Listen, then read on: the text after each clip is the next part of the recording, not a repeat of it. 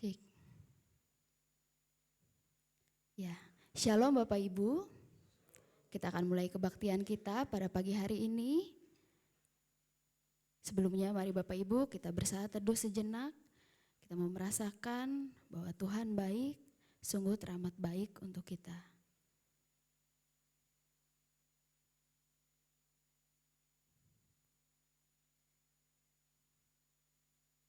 Bapa yang baik, terima kasih Tuhan. Pagi hari ini kami sangat bersyukur buat kasih setiamu untuk kami. Pagi hari ini Tuhan, kami masih dilayakan untuk menghadap Engkau, untuk bertemu dengan Engkau Tuhan di tempat ini.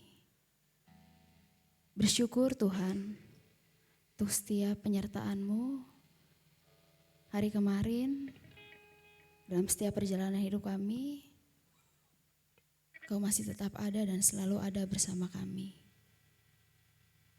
Bapa, pada pagi hari ini kami mau memuji dan memuliakan-Mu. Kami juga mau menyenangkan hati-Mu Tuhan. Layakan kami Tuhan di tempat ini untuk memuji dan memuliakan Engkau. Mungkin banyak Tuhan juga pelanggaran yang kami lakukan. Semua hal yang mendukakan hati-Mu kami mau minta ampun Tuhan. Biar Engkau yang kuduskan dan sucikan kami di tempat ini. Agar kami layak untuk menyebut-Mu Bapa. Agar kami layak untuk memanggil-Mu Bapa. Dan Bapa, kami tahu kami tidak dapat berjalan tanpa pimpinan Engkau. Dan kami juga tahu Tuhan, kami tidak dapat berjalan sendiri. Pada pagi hari ini Tuhan, kami perlu Engkau menjamah hati kami. Kami perlu Engkau juga Tuhan di hidup kami. Karena kami tahu Tuhan, hanya Engkau yang mengerti hati kami. Dan hanya Engkau Tuhan yang kami perlukan. Kita mau persiapkan hati kita pada pagi hari ini. Kita mau nyanyikan pujian. Bapa, Engkau di hati kami Tuhan. Bapa, Engkau juga ada di pikiran kami. Bapa, bawa kami Tuhan mendekat padamu. Biarkan kami tinggal bersama Engkau Tuhan pada pagi hari ini.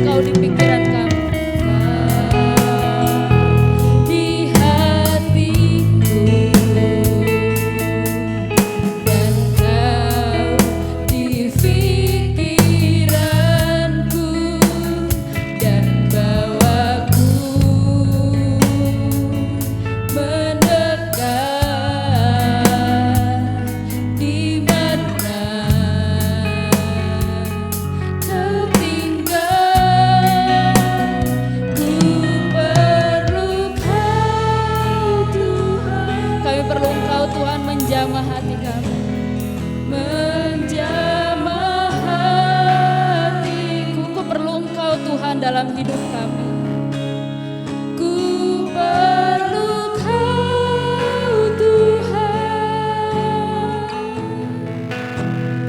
Di hidupku hanya Engkau Tuhan yang mengerti hati kami. Hanya Engkau Tuhan mengerti Tuhan yang kami perlukan. Hanya Engkau Tuhan yang ku perlu. Kita nyanyikan sekali lagi. Engkau di hati kami dan Engkau di pikiran kami. Engkau di hati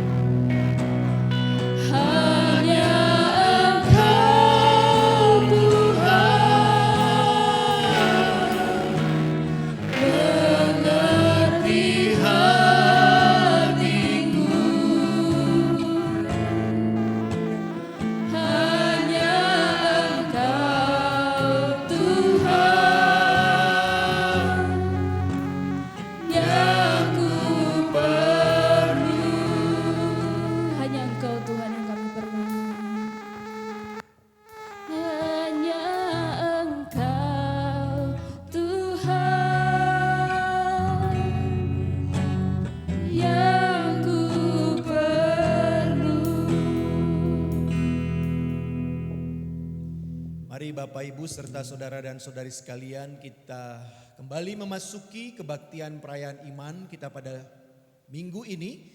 Dan di dalamnya juga kita akan menerima sakramen perjamuan kudus.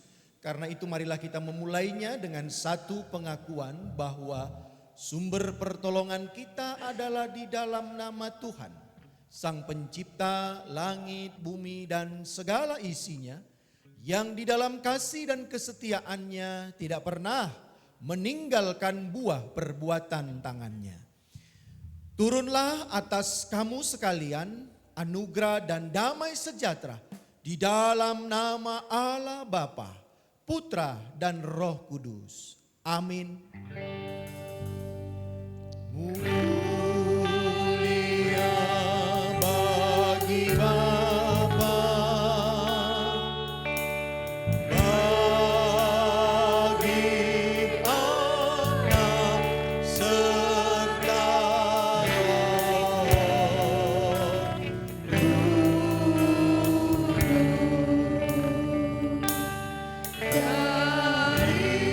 permulaan sekarang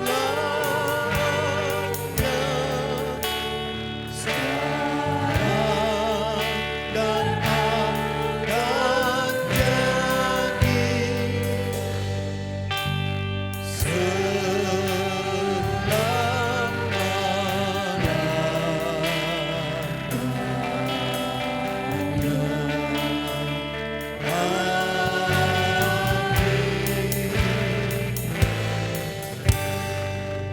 Satu Tawarik 16 ayat yang ke-24 berbunyi demikian.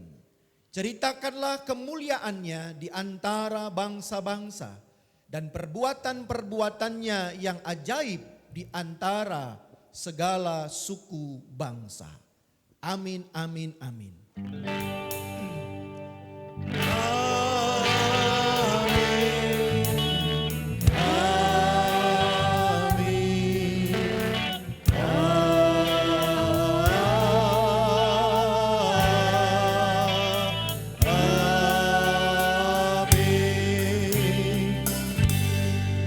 Silakan duduk Bapak Ibu serta saudara dan saudari sekalian. Sekali lagi saya menyambut untuk kita semuanya selamat pagi. Ya, senang sekali kita sudah ada di bulan yang baru, di bulan Juli ya Bapak Ibu. Saya ingat apa yang pernah dikatakan oleh Karl Barth ya. Dia pernah berkata, seorang teolog, dia berkata value begin at home ya. Nilai itu dimulai di dalam rumah ya. Nah Bapak Ibu, dari perkataannya ini mau mengingatkan dan mau mengajak kita bahwa rumah ya atau keluarga itu menjadi sesuatu hal yang sangat penting.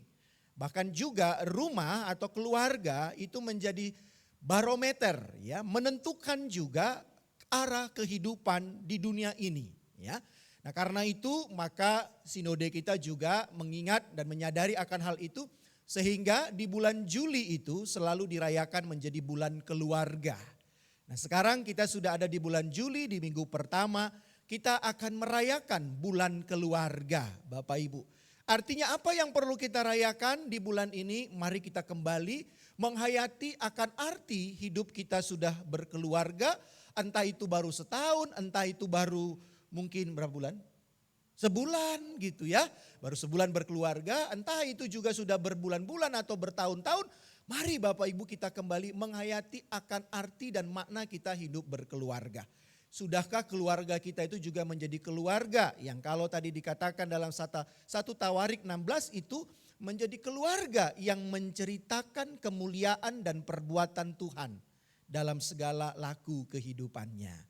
Nah, karena itu mari Bapak Ibu, hari ini kita juga akan belajar, besok minggu depan sampai dengan di akhir bulan kita akan belajar kembali akan arti dan makna hidup berkeluarga.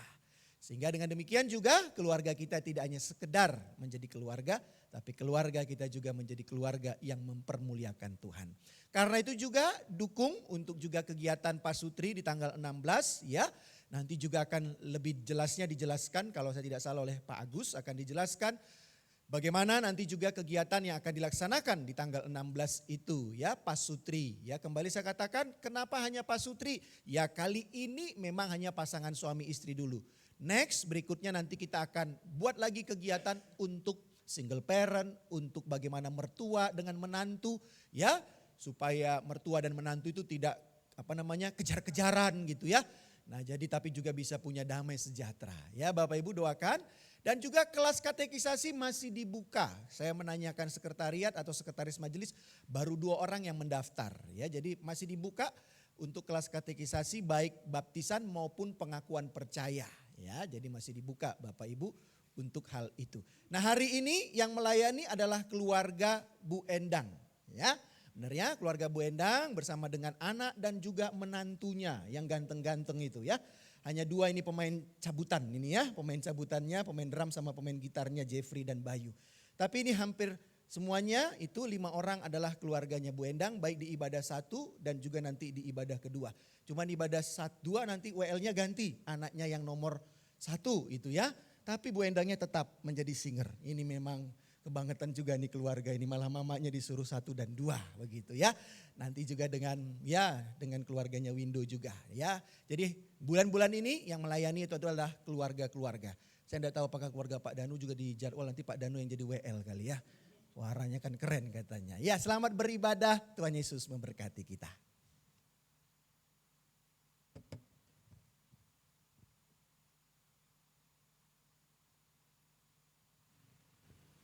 Ya. Sekali lagi shalom Bapak Ibu. Shalom. Ada sukacita, amin. Boleh melambaikan tangan, boleh kanan kiri. Ya. Seperti yang tadi sudah dikatakan, puji Tuhan hari ini saya perdana juga melayani ya bersama keluarga di sini. Kita mau bersukacita bersama. Boleh bangkit berdiri Bapak Ibu. Ya, kita mau bersukacita pada pagi hari ini, bertemu dalam kasih-Nya, bertemu dalam anugerah-Nya.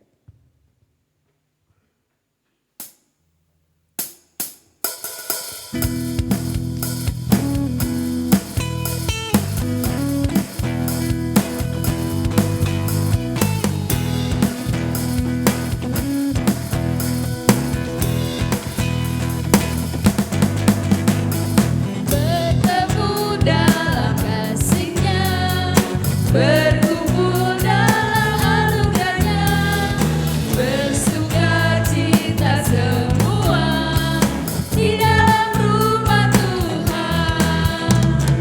Bertemu dalam kasih-Nya, berkumpul dalam anugerah-Nya, bersukacita semua di dalam rumah Tuhan. Oh, saudaraku dan kau saudariku, Tuhan cinta dan mengasihimu. Mari bersukacita semua di dalam rumah Tuhan. Kita nyanyikan dari awal. Bertemu dalam kasih-Nya, berkumpul dalam anugerah-Nya, bersukacita semua di dalam rumah Tuhan. Oh, saudaraku dan kau saudariku, Tuhan cinta dan mengasihimu. Mari bersukacita semua di dalam rumah Tuhan. Oh, saudaraku dan kau saudariku, Tuhan cinta dan mengasihimu. Mari bersukacita semua di dalam rumah Tuhan. Mari bersukacita semua di dalam rumah Tuhan. Mari bersukacita semua di dalam rumah Tuhan. Bapak Ibu masih dalam sikap berdiri setelah dipersatukan oleh kasih-Nya Tuhan. Saat ini kita mau menyatukan hati untuk memuji dan menyembah Allah kita. Karena Dialah hanya saja dan Tuhan kita.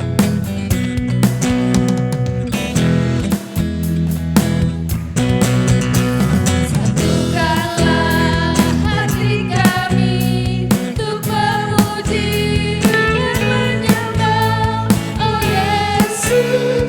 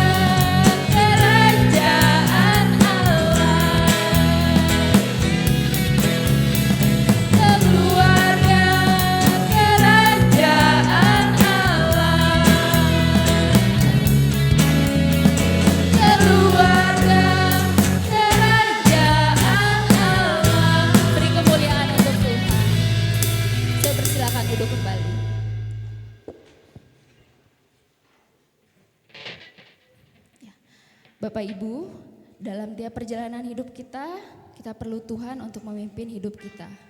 Karena dari situlah kita akan mendapatkan ketenangan dan damai sejahtera. Saat ini kita akan menaikkan doa syafaat kita pada pagi hari ini. Kita mau bawa setiap doa dan harapan kita di hadapan Tuhan. Mari sebelumnya kita akan nyanyikan pujian Tuhan memimpin hidupku.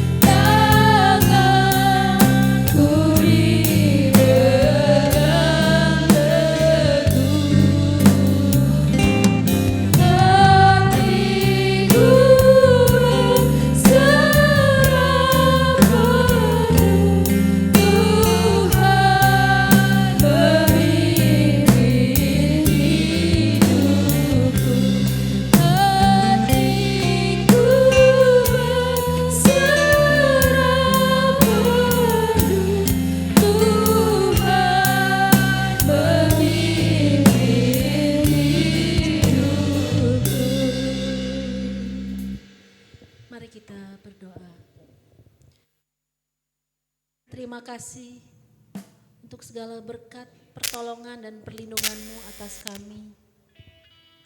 Dan juga orang-orang yang kami kasihi. Kalau hari ini kami boleh ada sebagaimana kami ada, dalam keadaan yang sangat baik, itu semuanya karena pertolongan dan penyertaan Tuhan.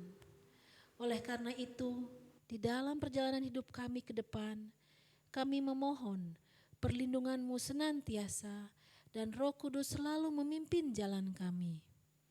Ampuni kami ya Tuhan, atas segala dosa dan kesalahan kami yang masih kami lakukan, serta hal-hal yang tidak berkenan yang kami perbuat, menyakiti hati dan perasaan-Mu. Sekali lagi ya Tuhan, ampuni kami dan perkenankan kami ada di hadirat-Mu. Tuhan, di pagi ini kami bersepakat dengan seluruh jemaat-Mu di tempat ini, memohonkan doa untuk saudara-saudara kami yang saat ini sedang sakit, baik di rumah maupun di rumah sakit, yang tidak dapat kami sebutkan satu persatu. Kiranya mohon belas kasihan Tuhan untuk menyembuhkan dan memulihkan saudara-saudara kami ini ya Tuhan. Dan kami juga mau bersyukur kalau Engkau telah menempatkan kami di GKMI Bandung ini. Kami berdoa untuk Bapak Gembala kami, Bapak Pendeta Elfren Sitompul dan keluarganya. Kiranya Engkau terus menambahkan kesehatan, sukacita, hikmat dan kebijaksanaan dalam menggembalakan kami di sini. Dan Engkau Allah kami, Allah Jehovah Jireh, yang akan mencukupkan segala kebutuhannya. Kami juga tidak lupa berdoa untuk semua majelis dan para pelayan untuk diberikan kesatuan hati dalam melayani Tuhan di GKMI Bandung ini. Dan untuk setiap program yang ada, mulai dari komisi anak, komisi remaja dan pemuda, komisi bapak, komisi perempuan, dan komisi senior boleh berjalan dengan baik. Dan saat ini Tuhan, tidak lupa kami juga membawa para staf mentor tutor dan anak-anak di PPA Pelangi Pemulihan yang Tuhan percayakan kepada kami selalu ada dalam perlindungan-Mu, sehingga lewat pelayanan PPA ini, anak-anak yang Tuhan percayakan dan juga orang tua mereka boleh bertemu secara pribadi dengan Tuhan. Juga Tuhan, menjelang pemilu 2024 ini, kami berdoa untuk bangsa kami tercinta dan negara kami Indonesia ini. Kiranya diberikan keamanan dan kedamaian, khususnya untuk pemimpin tertinggi kami Bapak Presiden Joko Widodo, Bapak Wakil Presiden beserta para menteri, seluruh anggota MPR dan DPR, TNI Polri dan seluruh pejabat baik di pusat maupun yang di daerah. Diberikan roh takut akan Tuhan, dan juga Tuhan diberikan hikmat kebijaksanaan dalam mengelola pemerintahan ini. Kami juga berdoa untuk gereja-gereja yang hari ini beribadah. Kiranya lewat lawatan dan berkat Tuhan turun atas seluruh jemaat, baik yang beribadah secara online maupun offline. Juga untuk seluruh hamba Tuhan yang menyampaikan firman Tuhan, diberikan pewahyuan baru untuk menyampaikan isi hati Tuhan. Dan kiranya setiap pujian yang kami naikkan, serta doa-doa yang kami panjatkan, juga untuk firman Tuhan hari ini, memberikan kekuatan dan semangat bagi seluruh jemaat dalam mengiring Tuhan. Untuk itu, kami serahkan seluruh rangkaian ibadah hari ini di dalam nama Tuhan Yesus Kristus yang mengajarkan kami berdoa. Bapa kami yang di surga, dikuduskanlah nama-Mu, datanglah kerajaan-Mu, jadilah kehendak-Mu di bumi seperti di surga. Berikanlah kami pada hari ini makanan kami yang secukupnya, dan ampunilah kami akan kesalahan kami, seperti kami juga mengampuni orang yang bersalah kepada kami. Dan janganlah membawa kami ke dalam pencobaan, tetapi lepaskanlah kami daripada yang jahat, karena Engkau-lah punya kerajaan dan kuasa dan kemuliaan sampai selama-lamanya. Amin.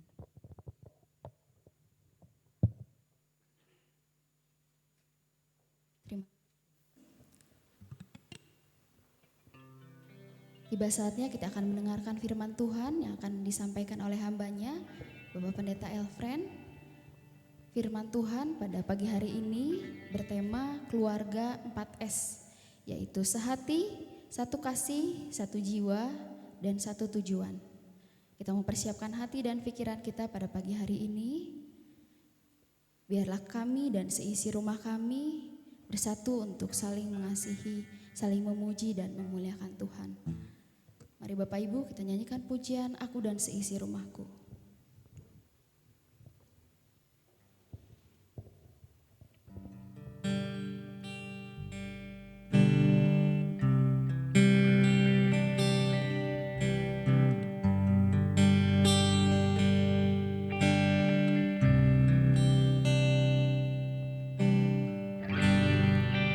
Bersatu dalam kasih,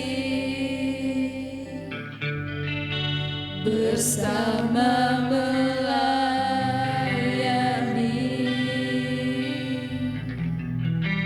dan saling mengampuni. Ini doa kami.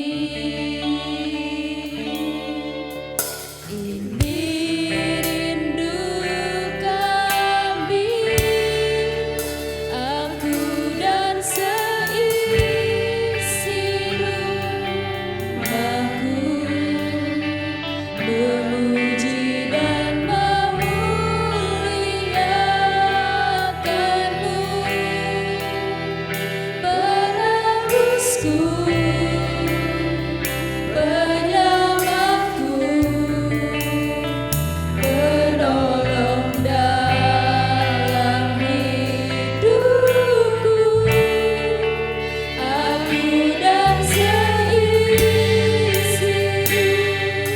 rumahku mengangkat tangan mengandalkan-Mu, bersatu hati mengasihi-Mu, melayani Tuhan seumur hidupku. Saya undang Bapak Ibu untuk bangkit berdiri. Kita nyanyikan dari awal, bersatu dalam kasih bersama melayani. Bersatu dalam kasih, bersama melayani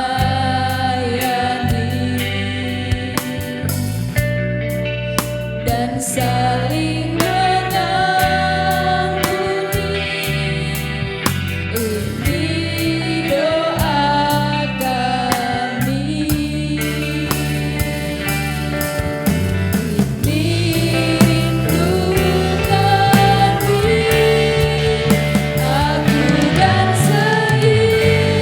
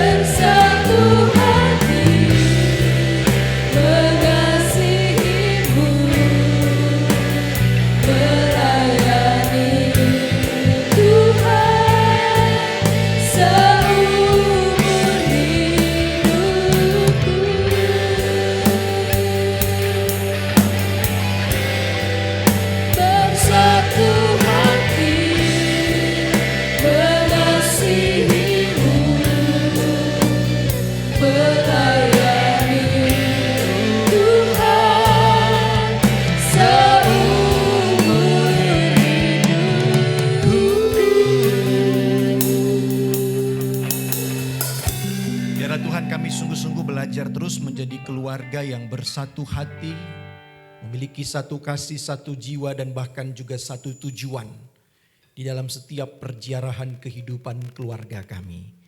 Dan karena itu biarlah semua itu dapat terjadi ketika Engkau juga menjadi kepala yang akan memimpin dalam setiap langkah kehidupan keluarga kami.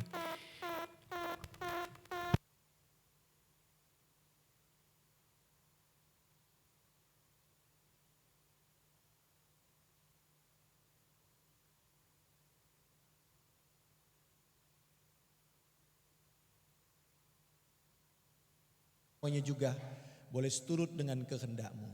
Demi Kristus kami berdoa dan memohon. Amin. Silakan duduk Bapak Ibu Saudara dan Saudari. Ya, di dalam rasa sukacita kita untuk merayakan bulan keluarga dalam bulan Juli ini di tahun 2023, kita akan bersama-sama merenungkan satu bagian firman Tuhan yang diambil dari surat Rasul Paulus kepada jemaat yang ada di kota Filipi. Kita boleh membuka di dalam Filipi di pasalnya yang kedua. Kita dapat memperhatikan ayat yang pertama hingga ayat yang ke-11. Nah, tema kita tadi seperti dikatakan keluarga 4S ya. Sehati, satu kasih, satu jiwa, dan satu tujuan. Nah, bagaimana kita boleh belajar untuk menjadi keluarga yang sehati, satu kasih, satu jiwa, dan satu tujuan di dalam kehidupan kita. Filipi pasal yang kedua ayat yang pertama hingga ayat yang ke-11. Jika sudah kita boleh menemukannya, mari Bapak Ibu boleh memperhatikannya dan saya akan membacakan kepada kita sekalian. Dan kembali saya akan membacakan menurut dari Alkitab terjemahan baru versi kedua ya. Terjemahan baru versi kedua saya akan bacakan ya. Kurang lebihnya memang ada sedikit mungkin perubahan dan perbedaan, tapi inti dan maknanya sih tetap sama ya. Beginilah firman Tuhan yang sampai kepada kita di pagi hari ini. Jadi karena dalam Kristus ada nasihat, ada penghiburan kasih, ada persekutuan roh, ada kasih mesra dan belas kasihan. Sempurnakanlah sukacitaku dengan ini. Hendaklah kamu sehati sepikir dalam satu kasih, satu jiwa, satu tujuan. Tanpa mencari kepentingan sendiri atau pujian yang sia-sia. Sebaliknya, hendaklah dengan rendah hati yang seorang menganggap yang lain lebih utama daripada dirinya sendiri. Janganlah tiap-tiap orang hanya memperhatikan kepentingannya sendiri, tetapi kepentingan orang lain juga. Hendaklah kamu dalam hidupmu bersama menaruh pikiran dan perasaan yang terdapat juga dalam Kristus Yesus. Yang walaupun dalam rupa Allah tidak menganggap kesetaraan dengan Allah itu sebagai milik yang harus dipertahankan. Melainkan telah mengosongkan dirinya sendiri dan mengambil rupa seorang hamba dan menjadi sama dengan manusia. Dalam keadaan sebagai manusia, ia telah merendahkan dirinya dan taat sampai mati. Bahkan sampai mati di kayu salib. Itulah sebabnya Allah sangat meninggikan dia dan mengaruniakan kepadanya nama di atas segala nama. Supaya dalam nama Yesus bertekuk lutut segala yang ada di langit, di atas bumi, dan di bawah bumi.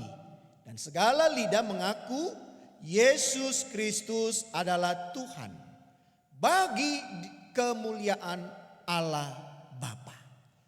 Ya, sampai sejauh itu pembacaan firman Tuhan. Berbahagialah kita yang jikalau selalu memiliki kerinduan untuk membaca firman Tuhan, merenung-renungkannya, dan juga mau berusaha dengan maksimal melakukan firman Tuhan itu di dalam seluruh kehidupan setiap saat.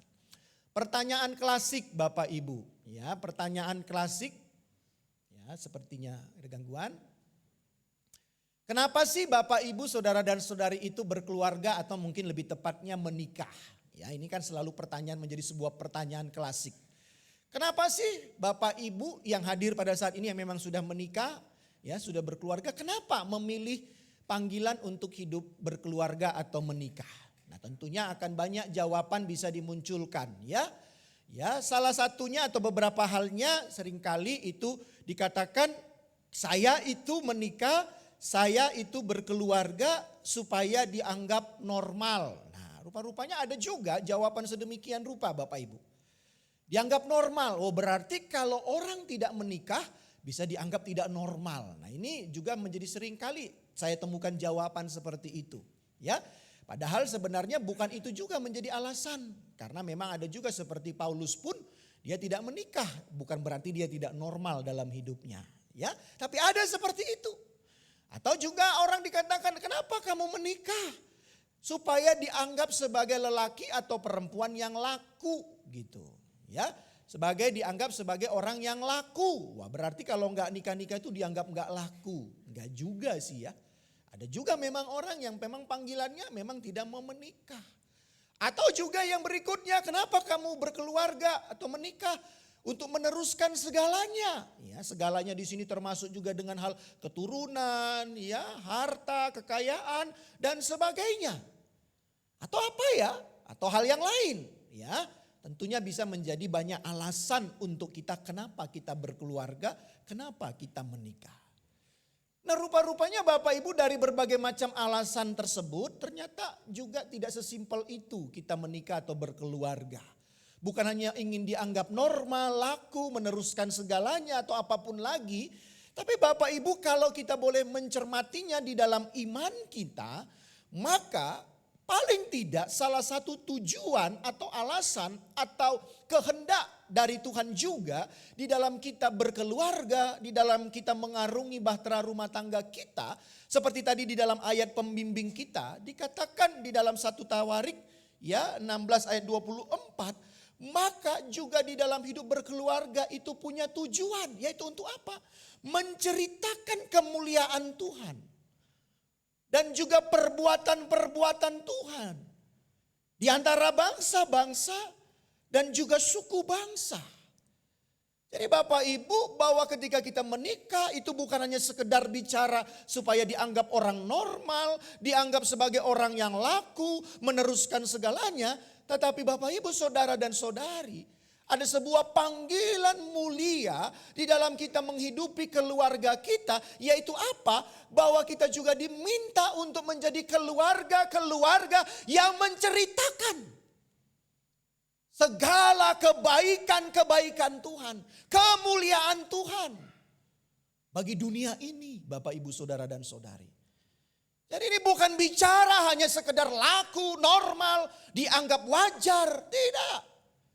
Bahwa keluargamu itu, suamimu, istrimu dan anak-anakmu dan seisi rumahmu.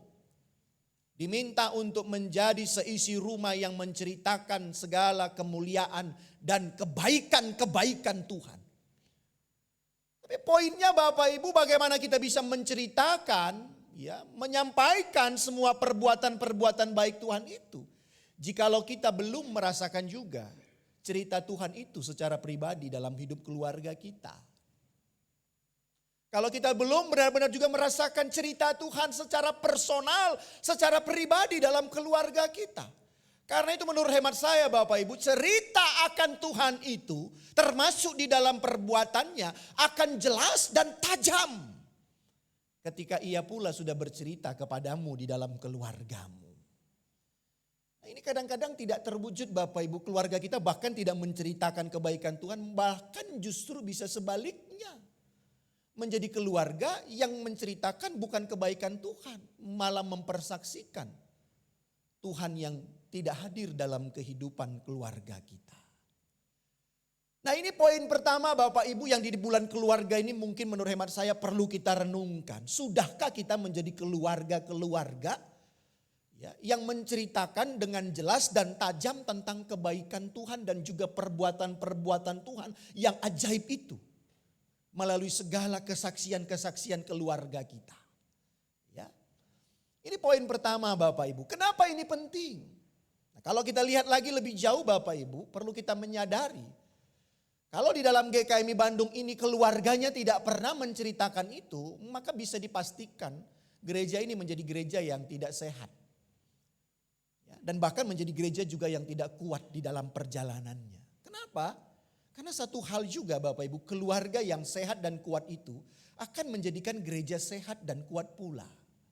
Saya merenung-renungkan Bapak Ibu, saya coba berefleksi apakah keluarga-keluarga di GKM Bandung ini sudah menjadi keluarga yang sehat dan kuat. Indikatornya apa? Indikatornya paling tidak perjalanan gereja ini sudah kuat dan sehat.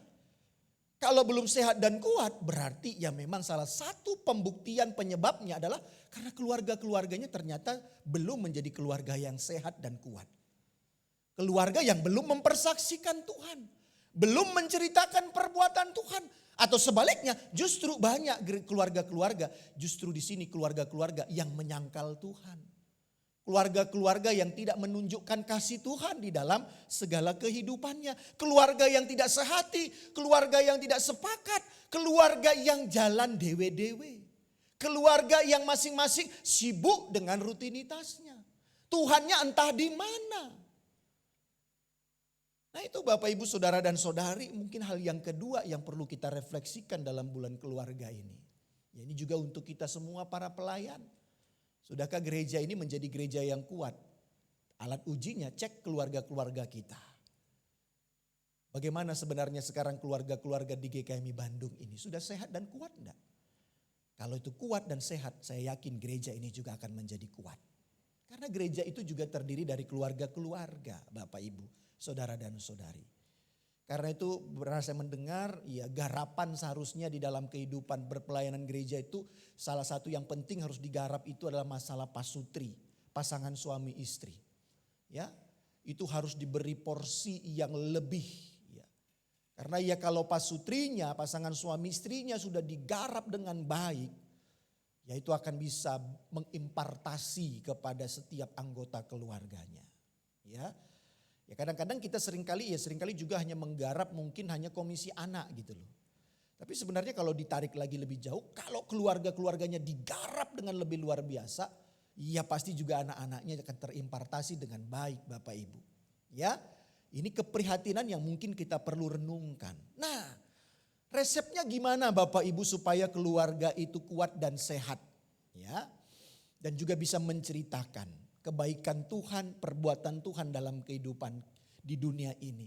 Nah rupa-rupanya saya temukan dari sekian banyak hal, salah satunya juga resepnya itu Bapak Ibu adalah ketika di dalam keluarga itu. Yang dihadirkan itu bukan hanya bicara tentang jumlah anggota keluarganya. Kesuksesan keluarga tidak ditentukan kalau ia punya keturunan. Kalau anaknya semakin banyak gitu ya, maka itu keluarga yang sukses. No. Ya.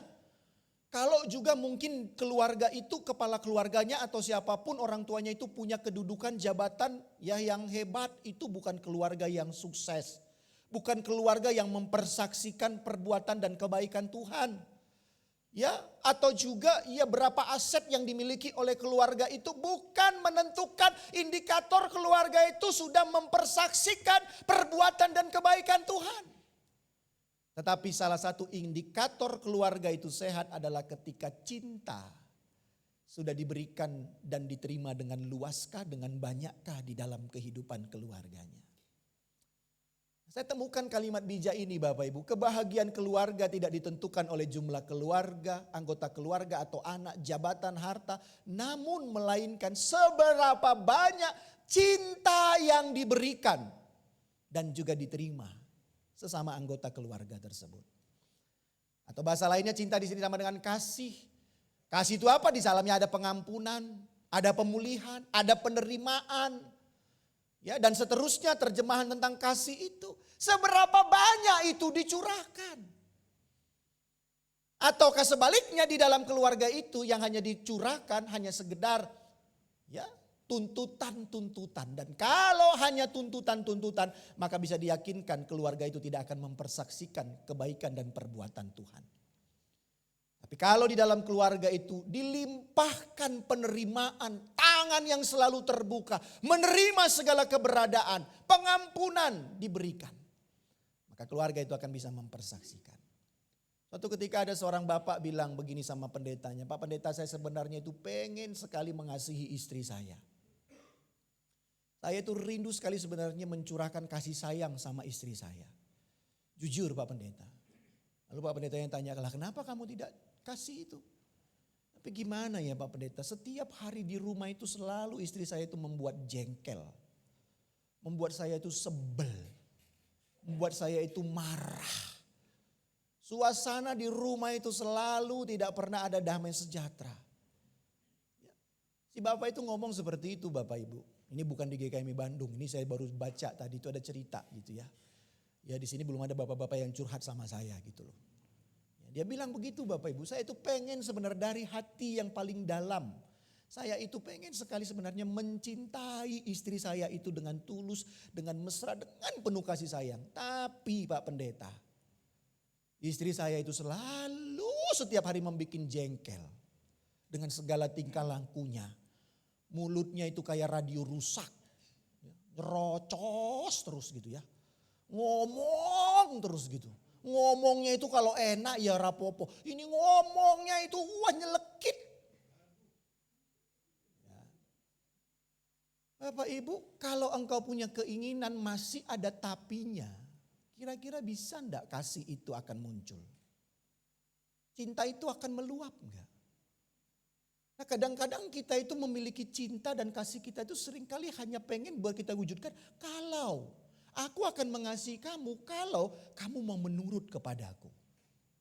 Kalau engkau mau patuh sama aku, kalau engkau menjadi istri yang taat kepadaku, aku akan baru mengasihi kamu. Atau sebaliknya istri akan bisa berkata, aku akan mengasihi kamu Pak, kalau kamu itu menjadi suami yang sering memberikan. Biasanya kalau orang yang ngomong begitu berarti dia orientasinya memang segitu terus Bapak Ibu. Ya padahal saya bilang bukan uang sebenarnya tadi mau saya katakan. Bapak Ibu cinta atau kasih itu bukan bicara atau alaupun. Tapi cinta di dalam keluarga itu yang saya katakan tadi. Diberikan dan diterima dengan luas. Tanpa melihat situasi dan kondisi. Nah hal ini penting Bapak Ibu untuk kita renungkan dalam bulan-bulan keluarga kita. Kenapa? Karena salah satunya tingkat kerusakan keluarga itu semakin parah di dalam kehidupan kita zaman ini. Dan indikator kerusakan itu tertampilkan dalam generasi-generasi kita yang carut marut saat ini Bapak Ibu. Buktinya apa? Saya tampilkan Bapak Ibu. Ya, ini hanya sebagian kecil data. Kita main data dulu hari ini. Ya, ini Bapak Ibu ini memang data lama. Perhatikan Bapak Ibu. Ya, data itu berkata apa? Ini dari Kementerian Pemberdayaan Perempuan. Saya cari ini memang data tahun 2017 atau 2019 itu ya. Dikatakan Bapak Ibu hasil survei mengatakan 42,7% perempuan yang belum menikah ya. Jadi ini anak-anak gadis yang belum menikah itu pernah mengalami yang namanya apa? Kekerasan. Data menunjukkan kekerasan yang mereka alami itu adalah 34,4% mereka banyak mengalami yang namanya kekerasan seksual. Ya. Dan 19,6% itu kekerasan fisik. Ini data Bapak Ibu, bukan saya yang buat ini. Dari Kementerian Pemberdayaan Perempuan. Jadi dari 42,7% itu ya hampir separuhnya berarti ya. Lebih itu ya, 34% itu sudah mengalami anak-anakmu. Gitu. Mengalami kekerasan seksual. Dan rupa-rupanya Bapak Ibu dari 10.847 pelaku yang disurvei. Itu ternyata 2.090 orang yang melakukan kekerasan itu adalah pacarnya Bapak Ibu. Pacarnya. Itu ternyata yang melakukan kekerasan itu adalah pacarnya. Sadar nggak kita akan kerawanan dan kerentanan ini? Sadar nggak kita Bapak Ibu? Ini masa darurat tentang hidup berkeluarga. Ya, saya ketika menemukan ini langsung ingat, anak saya itu perempuan Bapak Ibu. Ya. Bahkan jujur saya katakan Bapak Ibu beberapa hari yang lalu ketika kami jalan bertiga itu. Ya saya bilang, nak jangan sampai kamu punya pacar itu sekali-kali nyelentik aja kupingmu kasih tahu papa. Ya, itu hanya kekerasan fisik ya, apalagi sampai kekerasan seksual. Saya bilang jangan sekali-kali nyelentik pipi kupingmu kalau pacarmu itu mau dia seganteng apapun, mau dia sekaya apapun, ini kolar papa ini akan papa letakkan. Saya akan ajak single yuk itu sama pacarmu itu. Berantem aja kita yuk, pukul-pukulan yuk, saya bilang gitu. Saya paling anti dengan yang namanya kekerasan Bapak Ibu. Saya pernah ada jemaat saya itu datang nangis-nangis anak gadis. Di jemaat itu nangis-nangis, Pak Pendeta ini aku dipukul sama pacar saya. Wah itu langsung muka saya merah itu Bapak Ibu. Saya bilang tidak ada pilihan lain, tinggalkan dia. Bagi saya no excuse, tidak ada alasan untuk meneruskan hubungan. Kalau masih pacaran aja sudah gebu-gebuan Bapak Ibu. Kamu yakin kalau nanti sudah diberkati, kamu gak jadi sansak. Sansak yang sah, disahkan menjadi sansak Bapak Ibu. Ya, wah dudak gitu. Kamu yakin? Karena itu saya katakan tinggalkan. Karena dia masih pacaran saja sudah berani main fisik. Saya yakin di rumah tanggamu nanti jadi arena UFC. Ya kan? Apa itu tujuan Bapak Ibu? Ini baru satu data yang lain Bapak Ibu. Kekerasan seksual terhadap perempuan itu terus berulang. Bahkan parahnya Bapak Ibu, ini data 2017 sampai 2018, ternyata banyak sekali kekerasan seksual itu terjadi di ranah private, di keluarga kita sendiri Bapak Ibu. Ya, kalau kita lihat yang di sebelah sini itu. Ya, incest. Beberapa hari yang lalu kan banyak ada berita itu kan ada seorang bapak itu sampai sudah melahirkan anaknya berapa kali? 7 atau berapa kali itu. Anaknya sendiri itu. Ya incest Bapak Ibu, pemerkosaan, percabulan. Pelakunya coba lihat di sini, pacar tetap tinggi. Ada juga ayah kandung pamannya. Karena itu hati-hati Bapak Ibu, perhatikan anak-anakmu. Ya, ranah publik ini percabulan, pemerkosaan dan seterusnya Bapak Ibu. Itu terjadi kekerasan. Luar biasa kalau kita tidak menggarap keluarga kita. Kalau kita tidak menggarap keluarga kita dengan baik, kita tidak menjadi keluarga yang menceritakan kebaikan Tuhan. Hal berikutnya Bapak Ibu, ini ada 4 data ini saya mau munculkan ini. Ini hasil penelitian yang terbaru ini. Ya, dari bilangan riset. Kemarin saya ikut ini. Walaupun ini sebenarnya rahasia, tapi saya munculkan sajalah ya Bapak Ibu. Nah ini dari bilangan riset meneliti kalau saya tidak salah dari Mei 2020 sampai dengan Desember 2021 baik di Indonesia maupun juga di Asia. Ya, jadi ini ada juga di Asia. Ini kekerasan ya, domestic abuse, kekerasan dalam rumah tangga Bapak Ibu. Ya, perhatikan ini kalau kita lihat menarik sekali Bapak Ibu. Ya kalau kita bisa belajar membaca ini ya, ini apa ini tiang-tiang ini. Nah, ini ada kekerasan psikis, emosional, finansial, spiritual, dan seksual Bapak Ibu. Perhatikan ini ada cukup tinggi di emosional dan finansial. Itu ya. Ini yang warna apa ini? Orange ini hasil di Indonesia. Kalau ini di Asia. Ini di Asia. Ini Indonesia. Ada 61,3% kekerasan secara emosional itu terjadi di dalam keluarga. Dan juga 68% secara finansial. Dan menariknya Bapak Ibu, kalau dilihat ini, ada ini note-nya, perhatikan, ini ditelitinya berdasarkan visi keluarga. Ya, berdasarkan visi keluarga. Apakah keluarga itu punya visi atau tidak? Punya tujuan enggak dalam hidup keluarga? Ternyata kita menemukan data, ini yang tinggi-tinggi ini adalah ketika keluarga itu tidak punya visi di dalam hidup berkeluarganya. Ya. Jadi kalau keluarga itu tidak punya visi, ya, kami tidak memiliki visi yang sama bagi keluarga kami, hasilnya kekerasannya cukup tinggi. Tetapi ketika keluarga itu punya visi, bisa turun Bapak Ibu. Ya. Kadang-kadang kita keluarga itu berarti apa? Seringkali hanya sekedar berkeluarga. Andre dan Siska yang baru saya berkati itu di dalam bimbingan pranikahnya selalu saya tanya itu apa visi keluargamu nanti? Kamu mau kemana? Berjalan dalam keluargamu. Visi itu sama dengan seperti ini Bapak Ibu. Christ-like community. Ini mau kemana ini keluarga ini? Mau berjalan kemana ini keluarga ini? Nah ternyata salah satu indikator keluarga itu banyak kekerasan. Kalau dia nggak punya visi. Tanti juga kan kemarin pernah saya tanya ya apa visinya. Bahkan saya sarankan bagi mereka yang diberkati itu. Ya, buat itu menjadi tulisan dan tempel di rumahmu. Ya, itu menjadi visi keluargamu. Sehingga kalau ada yang datang, ngelihat tuh apa itu artinya? Kamu bisa menjadi orang yang menjelaskan. Keluarga saya punya visinya seperti ini. Ya, sehingga Bapak Ibu, keluarga itu bukannya sekedar ada, bukan dianggap normal, laku, masalah keturunan. Tapi keluarga itu punya visi, punya tujuan. Ya, janjinya itu untuk apa kamu berkeluarga? Untuk apa kamu hidup berkeluarga? Bukan hanya sekedar layak normal, tapi ada tujuan. Dan kalau tidak ada tujuan, maka kekerasan akan bisa muncul. Terakhir Bapak Ibu, ini data yang terakhir ini saya munculkan. Ini dari bilangan riset juga. Lihat ini Bapak Ibu, berdasarkan kesamaan prinsip pernikahan. Melihat potret tentang arti pernikahan. Ketika tidak memiliki prinsip yang sama, beda. Satu kanan, satu kiri, lihat kekerasan emosionalnya begitu tinggi. Finansial cukup tinggi, ya, fisiknya juga cukup tinggi Bapak Ibu. Karena mereka tidak punya prinsip yang sama dalam pernikahan. Gak ngerti. Karena itu makanya tema-tema tentang keluarga, visi, arti hidup berkeluarga itu menjadi sesuatu yang penting untuk kita jabarkan dalam kehidupan keluarga kita. Nah, visi yang gedenya apa? Tema kita pada hari ini Bapak Ibu, keluarga 4S. Keluarga yang sehati, satu kasih, satu jiwa dan satu tujuan.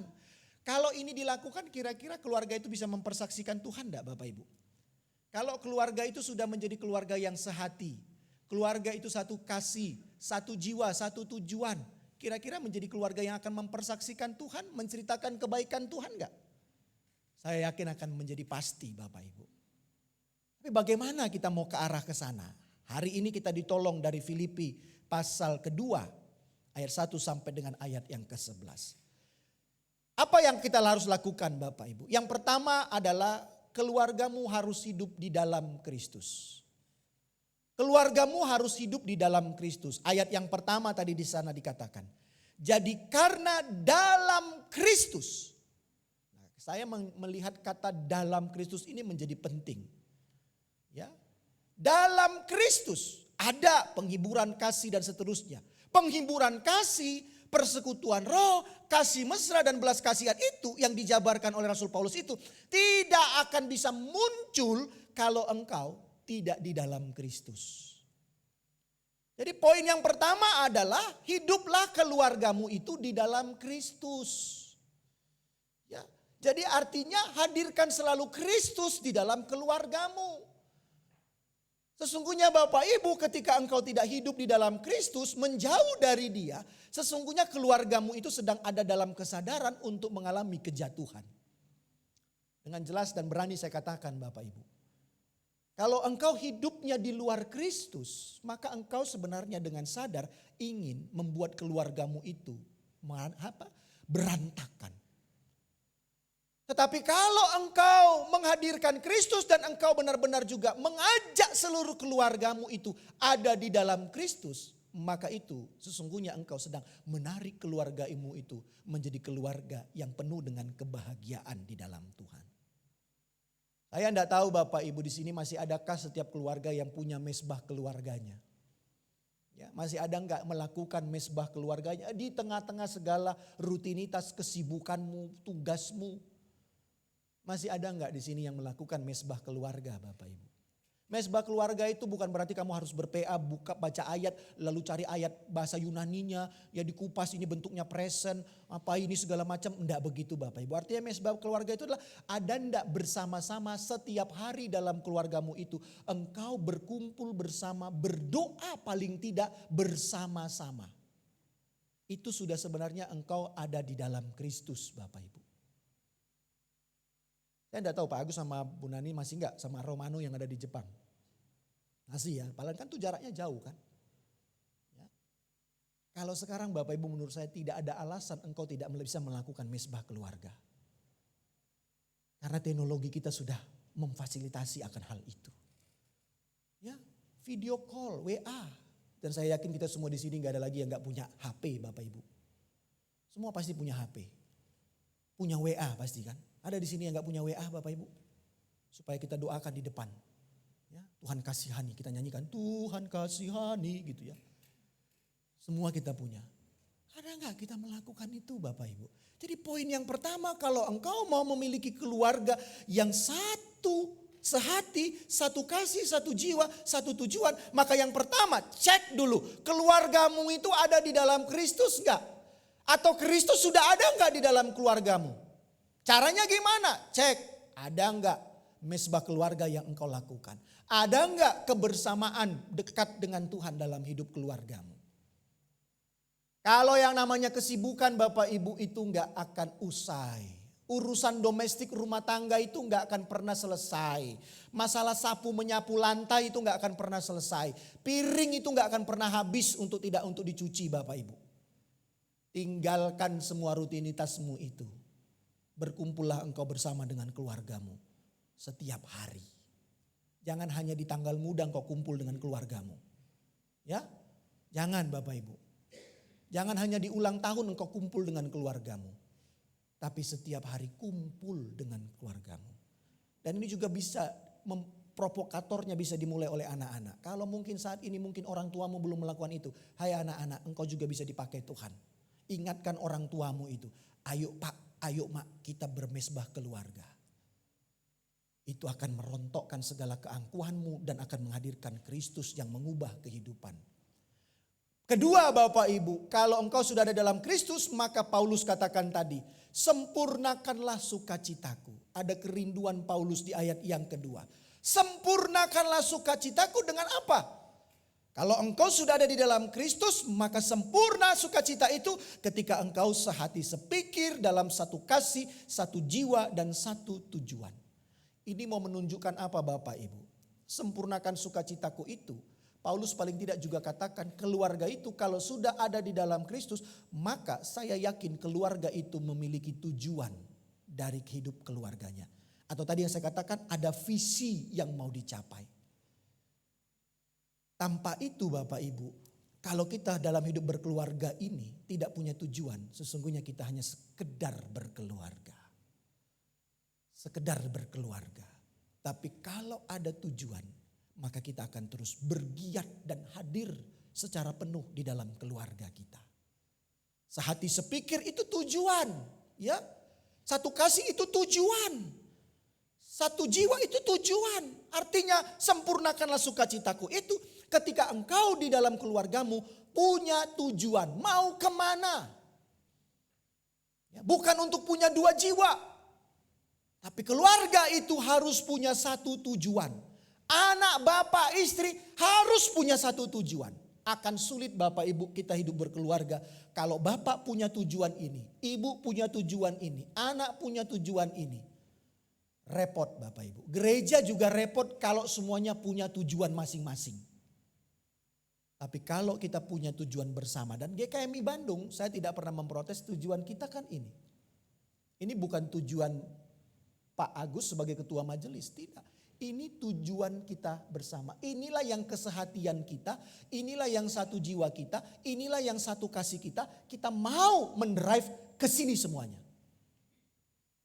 Jadi apapun sebenarnya yang kita kerjakan harus kita kenakan dengan ini. Sudah enggak ini berwujud dalam Christ-like community.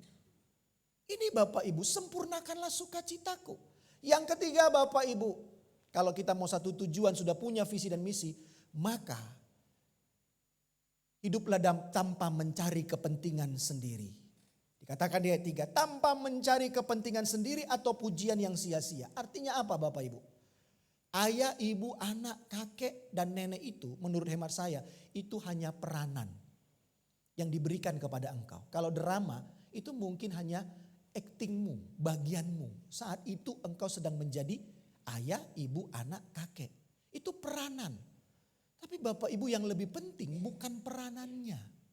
Yang lebih penting adalah fungsinya.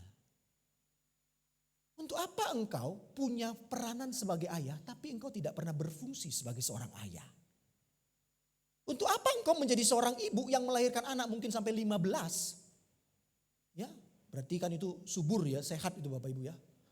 Tapi tidak pernah engkau menjadi seorang ibu yang berfungsi benar-benar menjadi seorang ibu. Untuk apa engkau hadir di dalam sebuah keluarga sebagai anak kalau engkau tidak pernah berperan dengan sungguh-sungguh sebagai anak yang taat dan patuh kepada kedua orang tuamu. Karena itu Bapak Ibu dikatakan di situ tanpa mencari kepentingan sendiri. Jadi artinya nggak usah sombong dengan perananmu menjadi seorang ayah. Jangan jadi tinggi hati karena firman Tuhan katakan, hai istri-istri tunduklah kepada suamimu. Wah berarti ini istri harus tunduk. Peranannya membuat engkau menundukkan istrimu. Tapi engkau tidak pernah berfungsi sebagai imam, sebagai pelindung, sebagai kepala keluarga. Seperti Kristus dikatakan dalam ayat itu yang mengasihi jemaatnya. Untuk apa kita mencari kepentingan diri kita sendiri? Kesombongan. Wah saya sudah menjadi seorang ayah ini, menjadi seorang suami. Beda, dulu saya lajang, sekarang saya menjadi suami. Wah berarti saya sudah punya otoritas. Untuk apa? Kalau tidak berfungsi perananmu itu. Nah rupanya hal-hal ini juga sedang berkait dalam kehidupan jemaat di Filipi, Bapak Ibu Saudara dan Saudari. Walaupun kalau kita membaca secara lengkap, surat Paulus kepada jemaat di Filipi itu memang tema utamanya salah satunya adalah sukacita. Senang Paulus dengan jemaat di Filipi. Tapi tidak lepas rupanya sedang terjadi ada perpecahan dalam kehidupan jemaat di sana. Kalau kita tadi baca ayat 2 dan 4 itu juga ada nuansa di sana sebenarnya menunjukkan ada sebuah persoalan di dalam jemaat di Filipi dan juga di pasal 4 ayat 2 itu. Ya rupa-rupanya salah satunya karena ada konflik kepentingan dalam jemaat. Itu tadi ingin menunjukkan kehebatan kegagahannya. Ya sebagai peranan yang mereka miliki. Pengen menunjukkan itu, tapi lupa untuk melayani. Untuk menunjukkan hidup di dalam Kristus, ya punya satu kasih, satu tujuan, ya dalam kehidupan satu jiwa. Tapi mau menunjukkan kehebatan dan kegagahannya. Dengan segala apa yang tertempelkan dalam dirinya. Nah Paulus mau menasihatkan itu. Dan dalam keluarga juga sebenarnya sama Bapak Ibu. Kalau kita masih hanya mau punya konflik kepentingan, maka keluarga itu akan menjadi keluarga yang tidak akan punya satu tujuan. Kalau kita hanya mau menonjolkan, wah konflik kepentingan saya mau menunjukkan otoritas saya sebagai seorang bapak. Tapi tidak menunjukkan peranannya sebagai seorang bapak yang seperti Kristus. Dikatakan nanti di ayat-ayat selanjutnya. Oleh karena itu Paulus katakan, belajarlah dari Kristus. Belajarlah dari keteladanan Kristus di ayat 7 dan ayat 8. Kalau engkau mau punya satu tujuan, satu jiwa, satu kasih dalam segala hidup keluargamu. Belajarlah dari Kristus yang seperti apa? Ia sudah mengosongkan dirinya. Ayat 7 dikatakan, melainkan telah mengosongkan dirinya sendiri dan mengambil rupa seorang hamba dan menjadi sama dengan manusia. Kristus saja sudah mengosongkan dirinya dan ia mengambil rupa apa? Bukan menjadi raja Tuhan tapi hamba.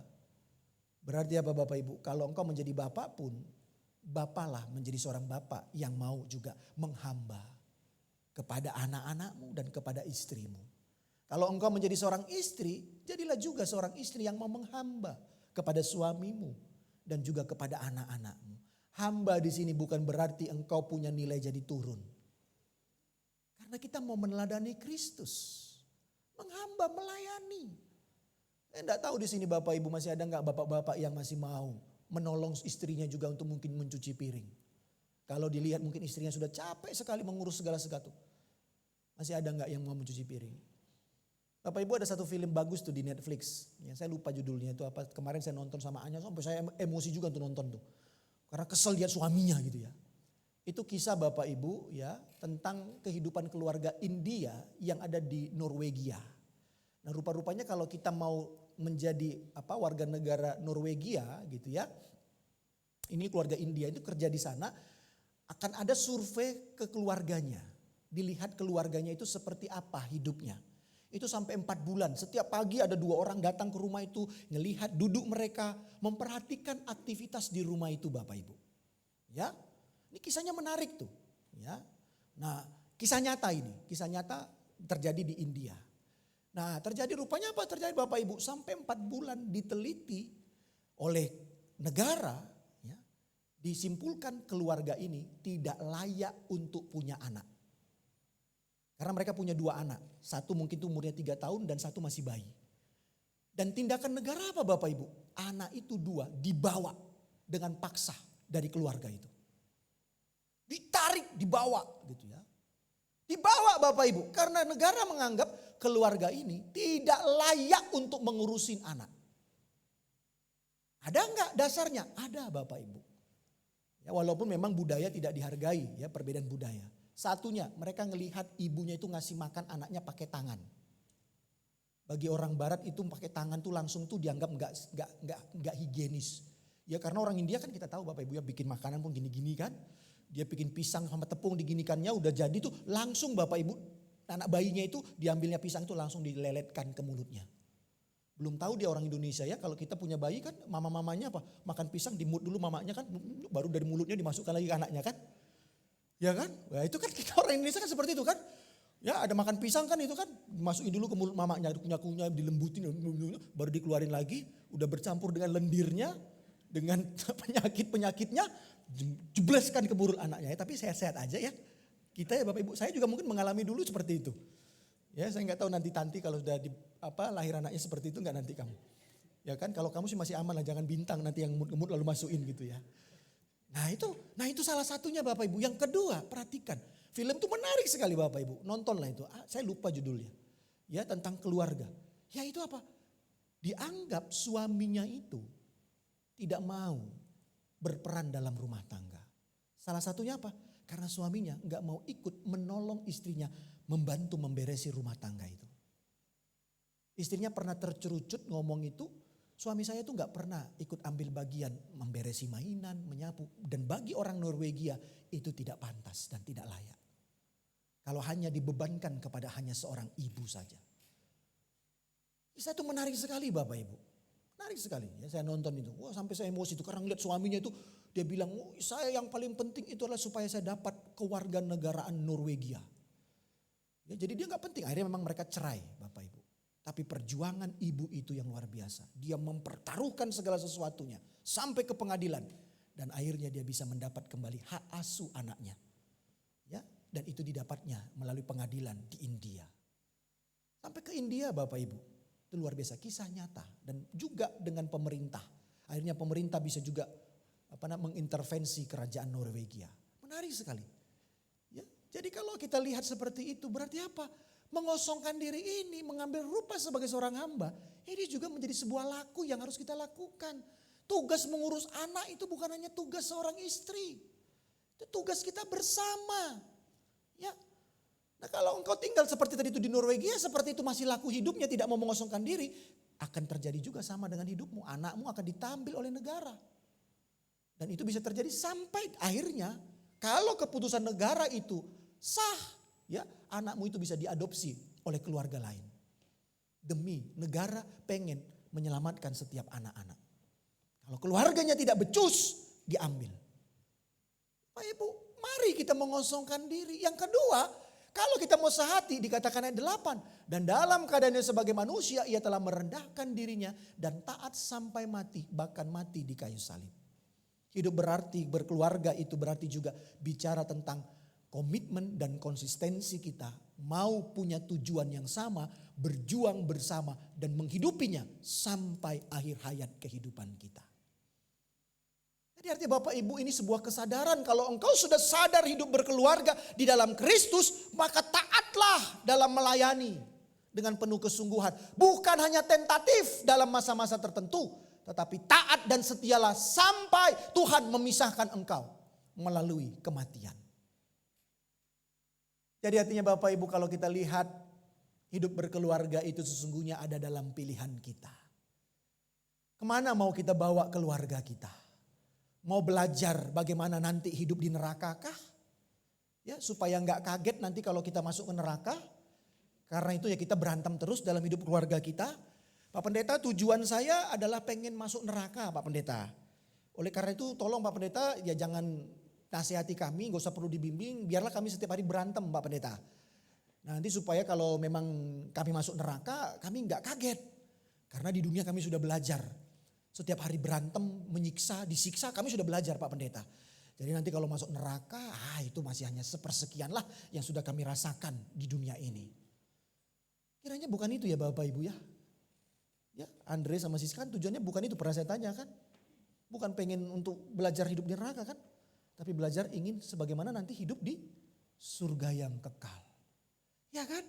Sehingga nanti Bapak Ibu itu harusnya visi kita.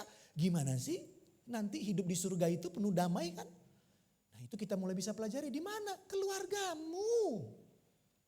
Keluargamu kalau punya satu tujuan, satu kasih, ya, maka engkau sudah akan belajar gimana sih menghayati hidup di surga. Sehingga kalau Tuhan izinkan engkau masuk ke surga, engkau gak kagetan. Makin sempurna. Karena apa? Aku sudah ngerasain surga itu. Di mana? Di keluargaku, Pak. Mungkin Tuhan tanya, Tuhan lihat kita masuk surga gitu ya. Dibawa ke surga gitu. Ya, ketika dibawa ke surga, kita nggak kaget gitu. Biasa aja wajah kita itu. Lalu Tuhannya mungkin dari sana ini membayangkan ya. Tuhan bilang, kok nggak kaget tuh lihat surga yang penuh dengan rasa yang luar biasa itu. Lalu kita bisa diberi hak untuk menjawab, iya Tuhan, aku nggak kaget, nggak gumun. Karena ini udah kurasakan. Tuhan bilang, di mana? Engkau ngerasainnya? Di keluargaku Tuhan. Aku sebagai ibu sudah berperan dan berfungsi dengan baik. Dengan maksimal. Suamiku juga, anak-anakku sudah. Nah ini sudah kami lakukan. Keluarga kami itu bahagia banget Tuhan. Walaupun mungkin kami gak punya materi. Suamiku juga pekerjaannya gak tinggi-tinggi amat. Tapi wah Eirene, Shalom, damai sejahtera itu bukan sesuatu yang jauh dari keluarga kami. Bukan fiksi Tuhan. Tapi itu hadir loh di dalam keluarga kami. Ini pilihan Bapak Ibu, pilihan. Ini bukan tugas saya. Saya hanya menyampaikan, engkau yang memutuskan. Mau bawa keluargamu seperti apa? Surga atau neraka? Keluarga 4S itu pilihan. Kamu mau menjadi keluarga yang sehati, satu kasih, satu jiwa, satu tujuan enggak? Pilihan Bapak Ibu. Itu pilihan. Tapi pilihan itu akan bisa muncul ketika engkau melakukan usaha. Nggak akan bisa juga keluargamu itu sehati, satu kasih, satu jiwa, satu tujuan. Kalau engkau nggak berusaha dalam kesadaran untuk hidup bersama dengan Kristus. Dan sehingga juga membuat keluargamu punya tujuan, nggak hanya asal sekedar berkeluarga. Dan juga selalu membangun dalam kerendahan hati di dalam keluargamu. Walaupun engkau sebagai seorang papa, istri, anak, tapi ada kerendahan hatimu untuk melayani, untuk saling menolong. Untuk apa engkau baik bagi orang lain Bapak Ibu? Kalau itu tidak engkau lakukan bagi keluargamu terlebih dahulu. Bagi saya Bapak Ibu, kebaikanmu bagi orang lain tidak dimulai dengan kebaikanmu bagi keluargamu. Bagi saya engkau sebagai seorang yang paling munafik. Engkau bagi orang lain penuh dengan senyuman yang begitu manis. Tapi bagi istrimu engkau punya cemberut yang paling dahsyat. Untuk apa Bapak Ibu? Karena itu bulan keluarga ini mengajak kita. Pulang yuk, pulang ke keluargamu. Pulang. Mungkin selama ini engkau sudah lari begitu jauh dari keluargamu. Mulai hari ini saya mau mengajak untuk seluruh jemaat GKMI Bandung. Pulang. Pulang. Saya mengusir engkau dari gereja ini sekarang ini mungkin Bapak Ibu. Tapi mengusir bukan untuk pergi kemana-mana. Tapi saya mengajak engkau pulang. Pulang dalam keluargamu. Temuin istrimu. Temuin suamimu. Temuin anak-anakmu. Temuin cucumu. Temuin orang tuamu. Rangkul mereka. Peluk mereka. Dan miliki kembali sehati, satu kasih, satu tujuan dalam hidup keluargamu. Dan itu kebahagiaan Bapak Ibu yang tidak bisa dibayar oleh apapun. Tidak bisa dibayar oleh apapun. Engkau punya jabatan yang setinggi apapun. Kalau engkau pulang ke rumah bukan dengan damai. Untuk apa jabatanmu itu? Engkau mungkin punya tabungan yang tidak punya seri Bapak Ibu. Tapi keluargamu entah di mana satu dengan yang lain. Untuk apa? Engkau mungkin punya rumah yang sederhana. Tidur mungkin hanya ruangan satu. Tapi di dalamnya ada sukacita, ada kesehatian, ada sorak-sorak kegembiraan. Itu tidak ternilai harganya Bapak Ibu. Tidak ternilai. Karena itu ini bukan bicara tentang anggota keluarga dan sebagainya. Tapi berbicara tentang cinta yang diberikan dan diterima dalam keluargamu. Tuhan memberkati kita. Amin. Mari kita berdoa. Terima kasih ya Tuhan, biarlah kami terus boleh belajar menjadi keluarga yang menghidupi kesehatian, satu kasih, satu jiwa dan satu tujuan di dalam segala langkah kehidupan kami. Dan biarlah juga hal itu semakin terwujud nyata ketika kami akan menerima roti dan anggur-Mu sebagai simbol yang boleh kami kenang bagaimana Engkau Tuhan yang telah hadir di dunia ini, yang bahkan juga memberikan nyawa-Mu dan hidup-Mu melalui simbol roti dan anggur. Biarlah itu juga menjadi satu pemulihan bagi kami setiap keluarga-keluarga yang ada di khususnya di GKMI Bandung ini Tuhan. Ketika kami masih diberikan oleh waktu, biarlah waktu itu juga menjadi waktu yang memulihkan relasi satu dengan yang lain. Sehingga juga dengan demikian Tuhan, ketika keluarga-keluarga di GKMI Bandung ini dipulihkan dan menjadi keluarga yang mempersaksikan segala kebaikan-kebaikan-Mu, maka kami percaya juga gereja ini juga akan menjadi gereja yang kuat. Kalau saat ini mungkin ada kuasa Roh-Mu yang berkata kepada kami untuk kami pulang ke rumah kami, biarlah kami tidak menahan kedegilan hati kami Tuhan.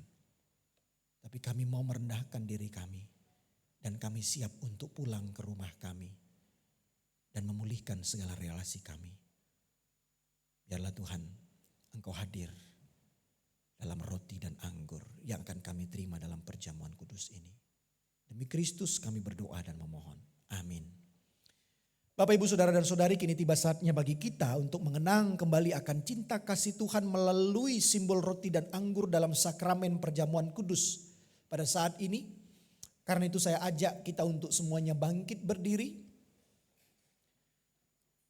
Marilah kita mengarahkan hati kita kepada Tuhan dan mengenang juga melalui simbol roti dan anggur yang nanti akan engkau terima. Karena itu kita mau kuduskan perjamuan kudus kita pada saat ini, pelayanan perjamuan kudus saat ini terjadi di dalam nama Bapa, Putra, dan Roh Kudus. Amin.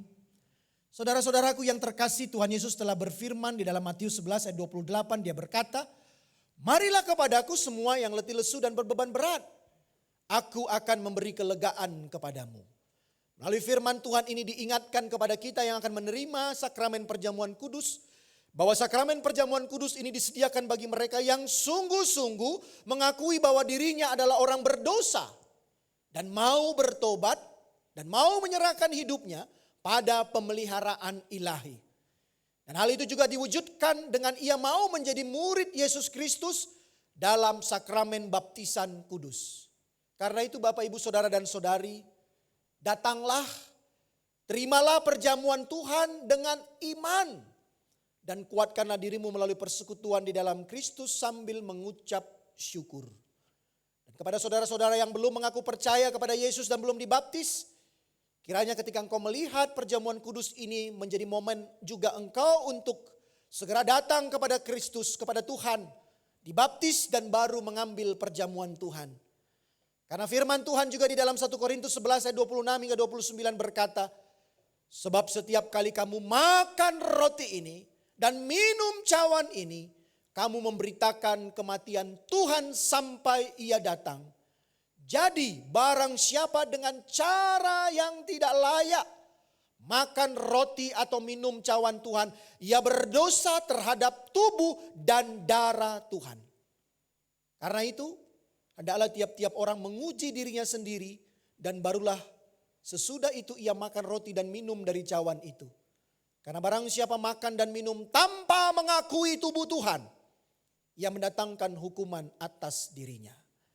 Karena itu dalam keadaan kita boleh berdiri saat ini Bapak, Ibu, Saudara dan Saudari, saya mau mengajak kepada kita yang hadir pada saat ini untuk merendahkan diri kita di hadapan Tuhan, berdoa secara pribadi dan mengaku dosa-dosamu di hadapan Tuhan. Mintalah pengampunan daripada Tuhan. Saya berikan waktu untuk Bapak Ibu berdoa secara pribadi.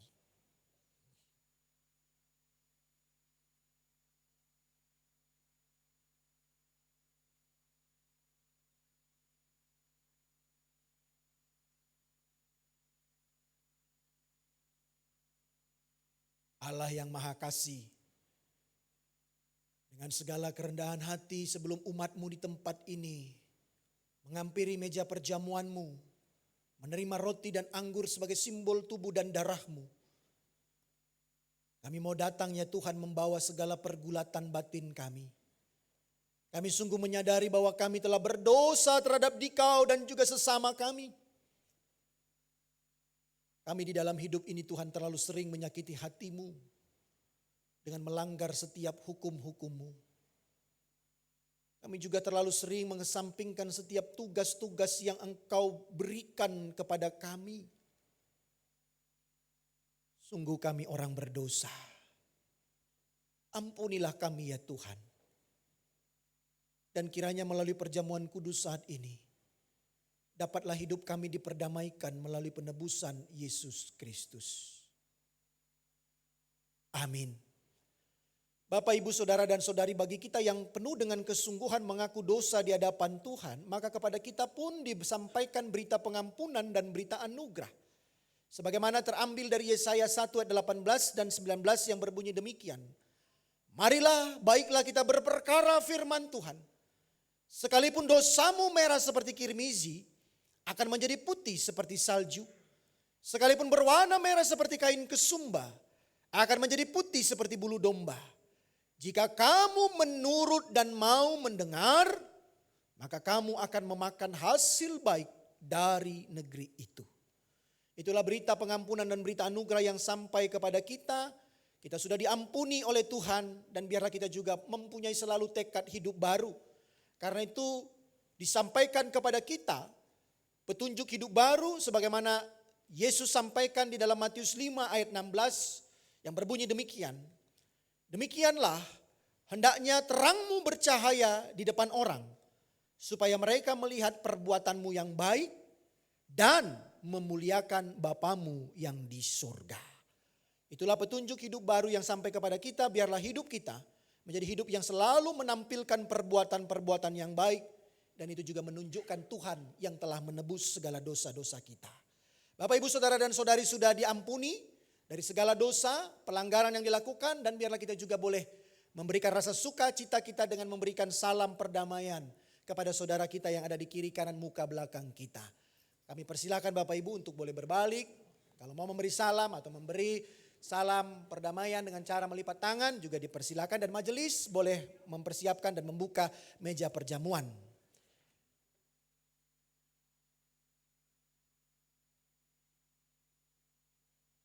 Kami persilakan Bapak Ibu jemaat untuk duduk kembali.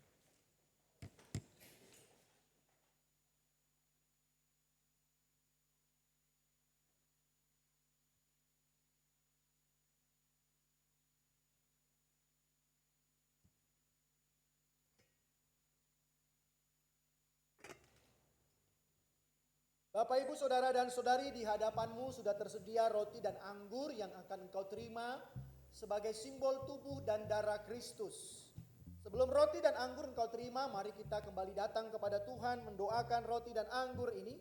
Dan biarlah juga melalui roti dan anggur yang engkau terima ini juga kuasa Tuhan juga boleh dinyatakan dalam kehidupanmu. Mari kita berdoa.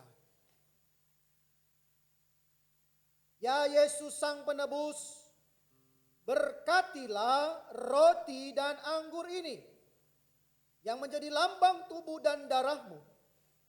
Selagi kami umat-Mu mengenang penderitaanmu, kami kiranya boleh menerima kehidupan-Mu. Semoga pikiran-pikiran-Mu menjadi pikiran kami, hidup-Mu menjadi hidup kami, dan kasih-Mu menjadi kasih kami. Layakkanlah ya Tuhan kami untuk makan dan minum bersama, serta layakkanlah hamba-hamba-Mu di tempat ini menerimakan sakramen perjamuan ini bagi umat-Mu. Di dalam nama Tuhan Yesus Kristus Sang Penebus, kami memohon. Amin. Bapak, Ibu, Saudara dan Saudari, pada waktu malam ketika Yesus hendak diserahkan, ia mengambil roti, ia mengucap syukur atasnya lalu memecah-mecahkannya. Mari ia berkata, inilah tubuhku yang diserahkan bagi kamu. Perbuatlah ini menjadi peringatan akan aku. Sesudah makan, Yesus mengambil cawan. Ia menuangkan anggur ke dalamnya.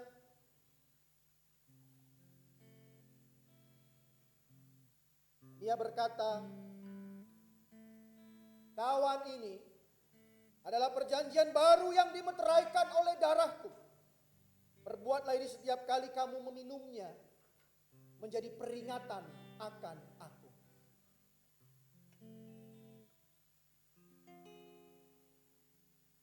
Layanilah mereka dalam nama Tuhan. Layanilah mereka dalam nama Tuhan. Layanilah mereka dalam nama Tuhan. Layanilah mereka dalam nama Tuhan. Layani, melayani, lebih sungguh mari kita naikkan pujian ini. Sembari kita akan menerima roti dan anggur.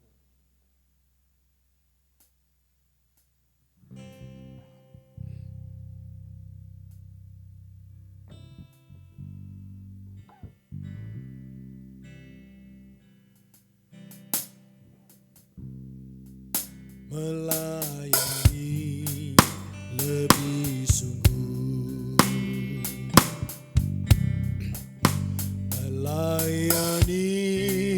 melayani lebih sungguh.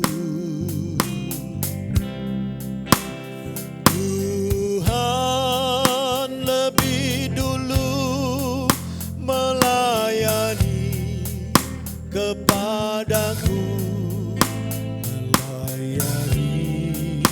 melayani lebih sungguh. Mari kita belajar mengasihi lebih sungguh lagi. Mengasihi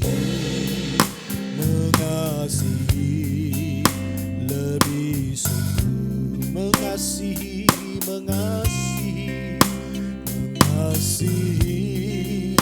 Mengasihi lebih sungguh. Tuhan telah terlebih dahulu mengasihi engkau.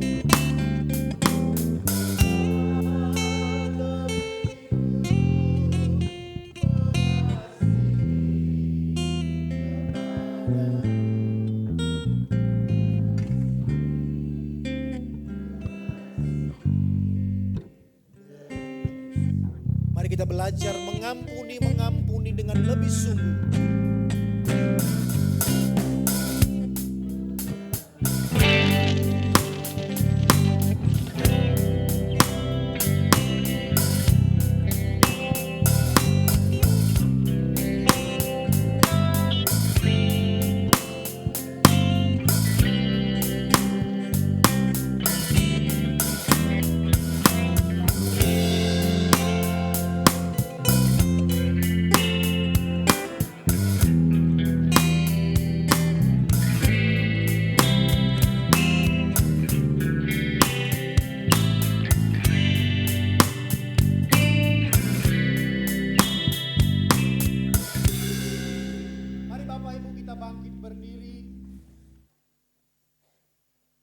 Ada jemaat yang sudah dibaptis belum menerima roti dan anggur?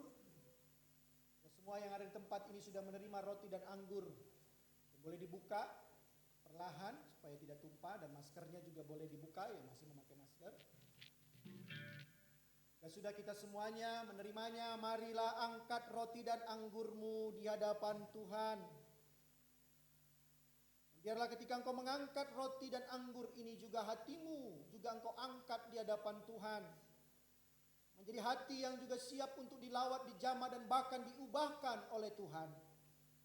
Sehingga melalui simbol roti dan anggur ini juga hidupmu terus boleh dibaharui oleh cinta kasih-Nya.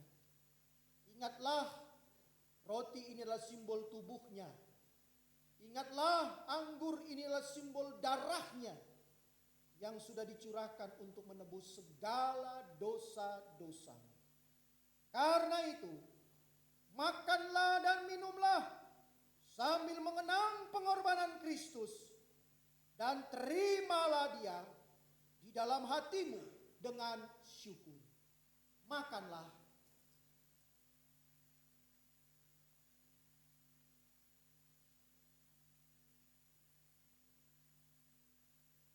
Dan minumlah.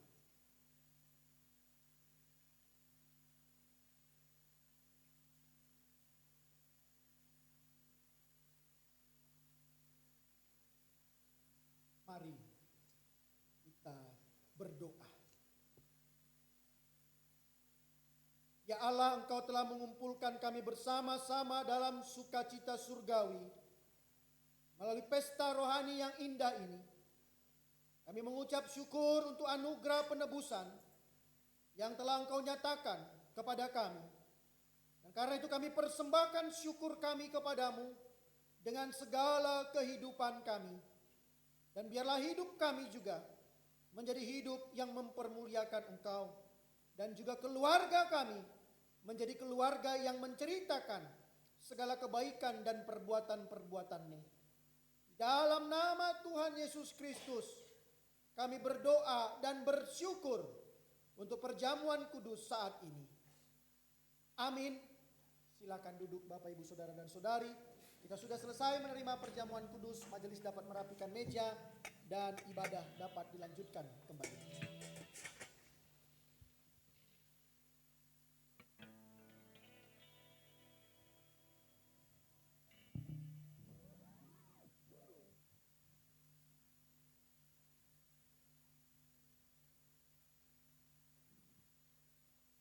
Cik. Terima kasih Pak El untuk pemberitaan firman yang telah disampaikan. Sekarang kita akan mempersiapkan persembahan kita. Saya undang yang bertugas untuk maju ke depan.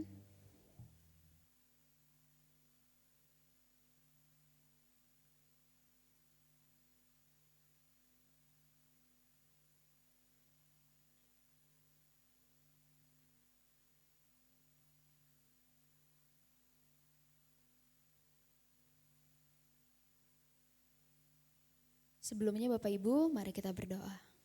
Bapak yang baik, terima kasih Tuhan untuk pemberitaan firman yang telah disampaikan oleh hamba-Nya, Bapak Pendeta Elfren. Kami sangat bersyukur Tuhan untuk setiap firman yang disampaikan. Ajaran kami Tuhan untuk terus berperan dengan baik Tuhan. Apapun yang menjadi tugas kami Tuhan, bukan sekedar peran namun juga dapat berfungsi dengan baik Tuhan sebagaimana kami ditempatkan Tuhan Yesus. Terima kasih juga pada pagi hari ini kami akan memberikan persembahan kami. Biarlah persembahan ini menyukakan hati-Mu Tuhan dan berkenan juga di hadapan Engkau. Kami mau serahkan semuanya ke dalam tangan-Mu hanya di dalam nama Tuhan Yesus. Amin. Sambil persembahan diedarkan, saya undang juga majelis untuk membacakan warta pada pagi hari ini.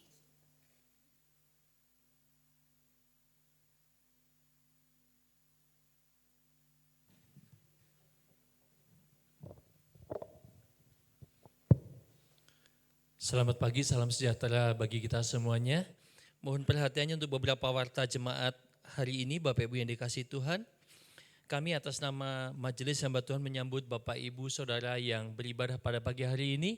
Dan kiranya ibadah kita menjadi berkat dan pada saat saudara tinggalkan tempat ini ada sukacita besar yang dari surga. Selanjutnya kami atas nama Majelis Hamba Tuhan juga mengucapkan terima kasih kepada Bapak Gembala, Bapak Pendeta Elfren Sitompul yang sudah menyampaikan firman Tuhan. Terus Pak jadi berkat bagi kami dan Tuhan pakai Bapak dimanapun Tuhan percayakan pelayanannya. Selanjutnya juga atas nama Majelis dan Hamba Tuhan kami menyambut bila ada Bapak Ibu Saudara yang mungkin baru pertama kali beribadah bersama dengan kami di tempat ini. Boleh mungkin mengangkat tangannya Bapak Ibu yang dikasihi Tuhan. Haleluya, terima kasih Pak. Terima kasih, mungkin kanan kirinya boleh memberikan salam. Ya, terima kasih Pak. Dan kami juga mengundang Bapak kalau misalnya belum ada tempat ibadah yang tetap, kami beribadah di sini setiap hari Minggu dengan 2 kali jam ibadah Pak. Yang pertama pukul 7 pagi dan jam 9.30. Kami tunggu kehadiran Bapak di ibadah selanjutnya. Selanjutnya telah dibuka kembali kelas katekisasi atau kelas katekisasi untuk baptisan dan CD atau CD. Dengan syarat umur minimal 14 tahun, pendaftaran bisa menghubungi langsung kepada Bapak Pendeta Elfren dan sekretariat paling lambat tanggal 9 Juli 2023. Sekali lagi Bapak Ibu yang dikasihi Tuhan, kalau ada anak-anak Bapak Ibu yang saat ini berusia 14 tahun dan rindu untuk dibaptis dan atau mungkin CD, kami membuka kelas katekisasi, Bapak Ibu Saudara bisa sampaikan atau informasikan kepada anak-anaknya. Bila bersedia bisa menghubungi Bapak Pendeta Elfren atau ke sekretariat. Kami tunggu sampai dengan tanggal 9 Juli 2023. Selanjutnya ibadah PA akan diadakan kembali pada hari Rabu tanggal 5 Juli 2023. pukul 18.30 sampai dengan selesai Bapak Ibu. Biasanya memang ini menjadi topik yang menarik sehingga kadang-kadang kita lupa waktu. Dan jarang selesai tepat waktu Bapak Ibu. Saking serunya begitu ya.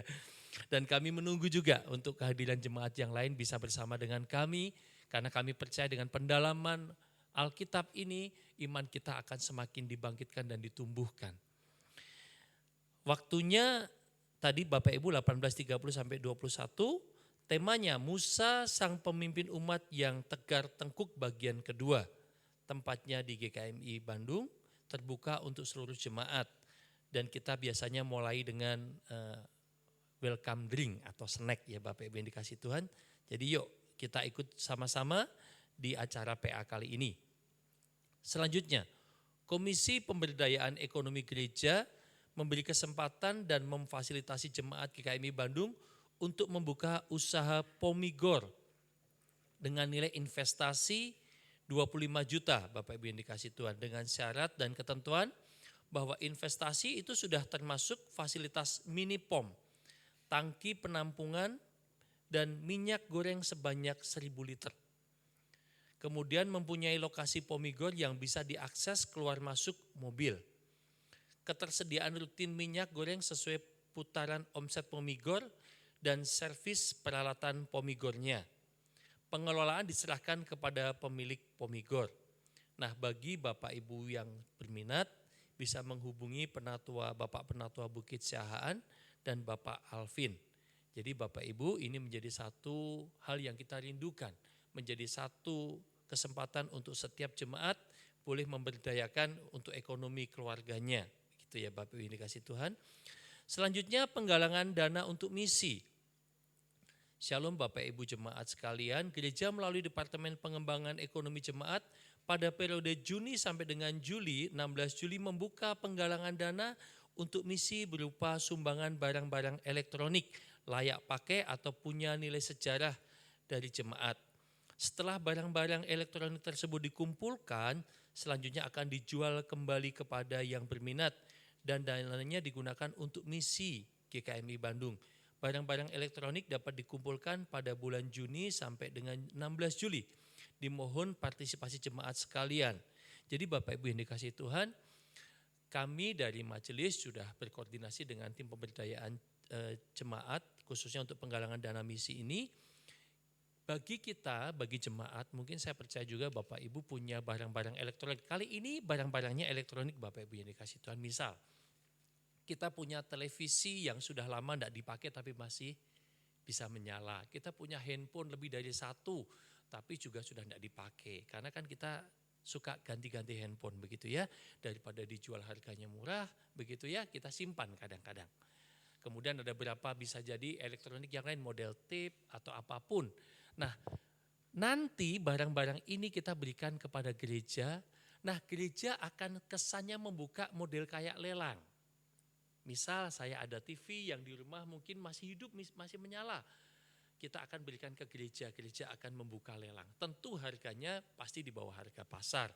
Kemudian nanti misalnya kita tawarkan dengan misalnya TV 30 in. Merek ini masih berfungsi, harganya dibuka dengan 500.000. Bapak Ibu boleh tawar. Ada yang kelipatan misalnya 50.000 jadi 550 saya mau, ada 600.000. Nah sampai terakhir misalnya 700.000 itulah harganya. Dan uang dari penjualan ini sepenuhnya untuk kegiatan misi gereja di tempat ini. Jadi bukan untuk yang punya TV Bapak Ibu yang dikasih Tuhan. Yang punya sudah menyerahkan ke gereja, TV-nya dilelang, nanti uangnya untuk pelayanan misi di gereja kita. Kita akan coba ini pertama kali dengan elektronik, nanti mungkin selanjutnya juga bisa, mungkin kita punya, saya juga pernah punya pengalaman ada beli baju gak pernah kepake, baru kelihatan ternyata setelah sekian tahun itu masih ada tagnya dan belum pernah saya pakai. Ada juga mungkin yang lain, ada yang sepatu, mungkin ada sepatu karena pertumbuhannya terlalu cepat, gak muat padahal baru dipakai sekali atau 2 kali, tapi masih bisa dipakai. Ini mungkin nanti selanjutnya kita akan coba dulu dengan elektronik. Gitu ya Bapak Ibu yang dikasih. Jadi apapun, nanti kalau Bapak Ibu ragu misalnya punya barang ini bisa atau tidak, bisa menghubungi Bapak Siahaan.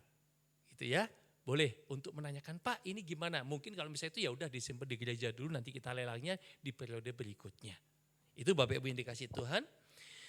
Selanjutnya Bapak Ibu yang dikasih Tuhan, waktu terus bergulir. Tidak terasa kita telah memasuki bulan Juli. Dan dari panitia kegiatan ibadah pasutri mengingatkan kembali bahwa pada hari Minggu tanggal 16 Juli Bapak Ibu yang dikasih Tuhan, kita dari gereja bekerja sama dengan Komisi Bapak dan Komisi Perempuan mengadakan ibadah pasutri.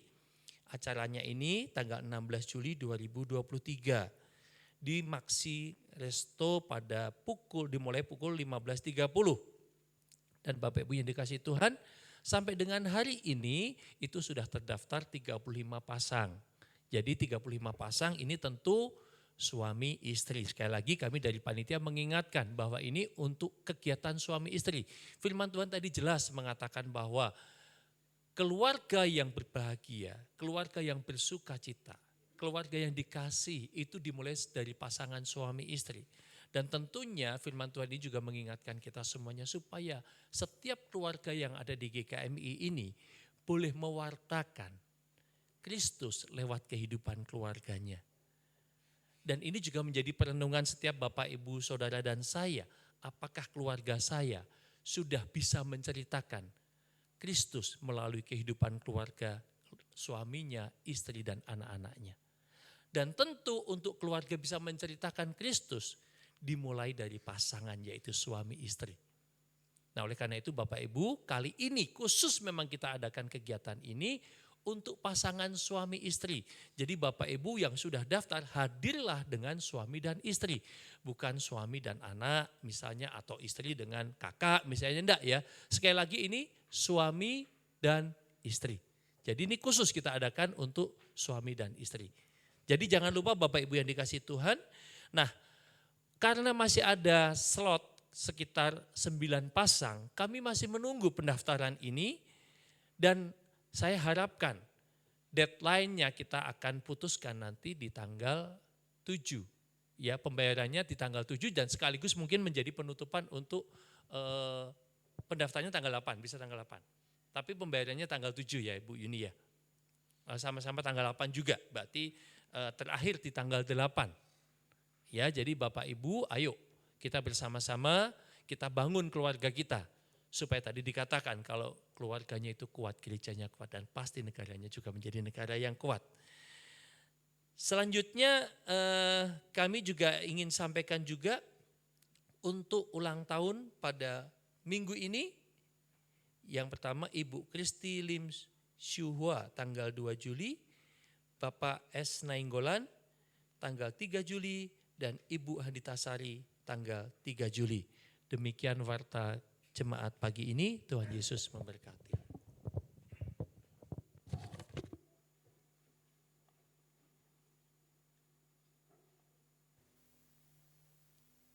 Cik, ya. Kita sudah ada di penghujung ibadah kita pada pagi hari ini. Saya undang Pak El untuk menutup kita dalam doa. Ditutup dengan pujian segala kemuliaan.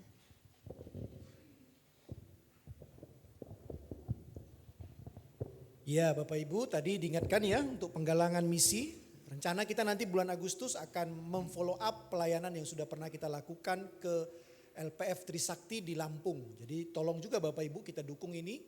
Ya, kalau Tuhan izinkan nanti hasil penelitian kita apakah itu nanti akan menjadi bagian daripada keluarga besar GKMI Bandung. Ya, kita akan berpikir mau mengadopsinya. Jadi karena itu ya untuk ke Lampung itu tidak bisa hanya berangkatlah kuutus engkau gitu ya. Perlu ada dukungan Bapak Ibu. Karena itu yuk penggalangan misi ini boleh kita lakukan. Nah hari ini saat ini dengan barang-barang elektronik. Ya, nanti bukan berikutnya berarti nanti ini suami saya sudah nggak dipakai saya serahkan. Nah bukan begitu juga Bapak Ibu ya. Ini istri saya sudah nggak dipakai saya serahkan untuk dilelang. Bukan begitu Bapak Ibu ya. Tapi tetap dalam bentuk-bentuk barang yang bukan manusia yang mau kita lelang. Ya, doakan juga untuk Pak Sutri tadi Bapak Ibu. Mari kita bangkit berdiri. Kita akan pulang dan biarlah kita pulang juga dengan boleh mengintrospeksi melihat dalam perjalanan kehidupan keluarga kita. Karena itu pulanglah engkau dan terimalah berkat dari Tuhan. Kiranya Allah memberkati engkau dengan senyumnya dan kasih sayangnya. sehingga membuat dunia lebih indah daripada tangisan dan air mata, yang juga membuat derita sesama lebih ringan untuk ditanggung, dengan kisah iman dan kinung pengharapan, yang membuat perjalanan hidupmu tak sepi dan membosankan, dengan keberanian dan suara nyaring untuk mempersaksikan Allah yang tak pernah menyesal telah mencintai dunia. Kiranya Allah Bapa, Anak dan Roh Kudus merengkuh dan melingkupimu, mengasuh dan mendewasakanmu, memandang kepada engkau dan tersenyum kepadamu kini dan selama-lamanya. Amin.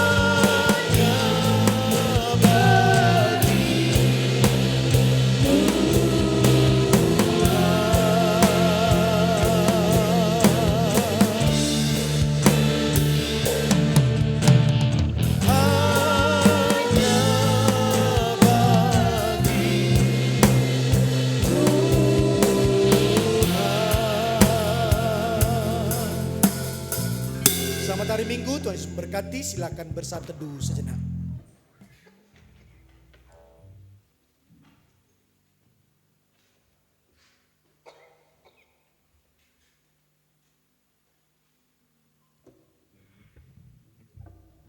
Amin, ibadah selesai, Tuhan Yesus memberkati.